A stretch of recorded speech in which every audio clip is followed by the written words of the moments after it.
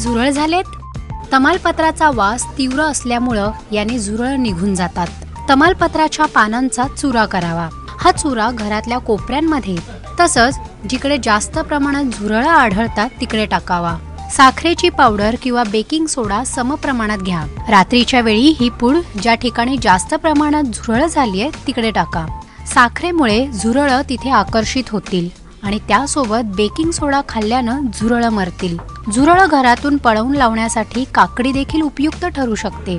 झुरळ आढळतात तिकडे काकडीचा तुकडा टाकल्याने या वासाने झुरळ निघून जातील. जास्त घाणीच्या ठिकाणी झुरळ आढळतात, त्यामुळे तुमचं किचन आणि बाथरूम स्वच्छ ठेवा. कचऱ्याचा डबा शक्यतो बाहेर ठेवा.